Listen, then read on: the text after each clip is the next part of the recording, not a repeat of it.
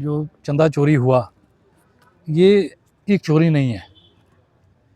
ये चंदा चोरी ये लोगों की भावनाएं, उनकी इच्छाओं की चोरी है।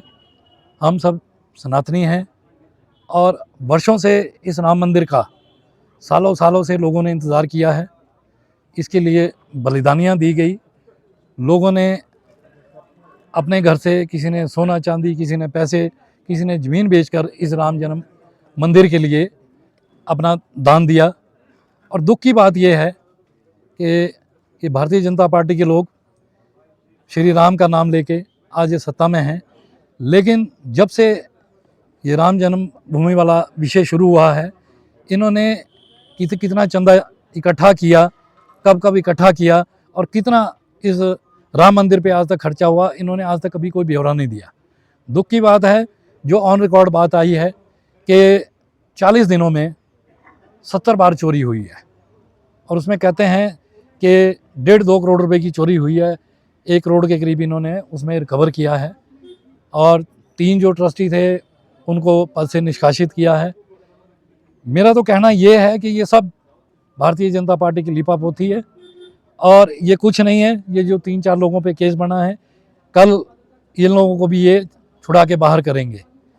एक एक आदमी चाहे वो 10 रुपये इकट्ठे करके जाता है, वहाँ दर्शन करता है, उसकी वहाँ भावना जुड़ी होती है। कोई इस भावना से चाहता है कि मेरा बच्चा बीमार है वो ठीक हो जाए, कोई किसी भावना को लेके जाता है।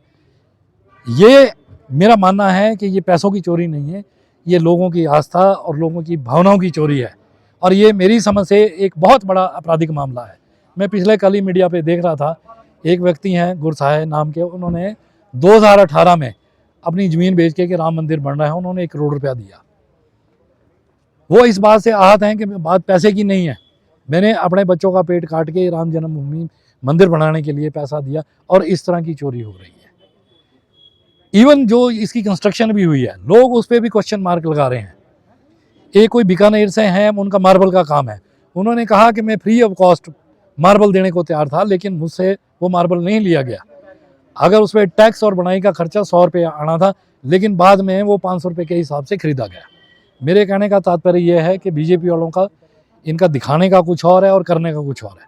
आज का जो ये हमारा शांतिपूर्ण प्रदर्शन है, ये सिर्फ इसलिए है ताकि आम जनमानस को हम बताया जाए कि आपकी भावना से भारतीय जनता पार्टी के लोग कैसे खिलवाड़ कर रहे हैं। और आने वाले समय में हम लोगों को यही बताना चाह रहे हैं शांतिपूर्वक कि आइंदा इस तरह की चोरी ना हो और लोगों की भावनाओं से खिलवाड़ ना हो और आने वाले समय में एक जन आंदोलन बने। धन्यवाद।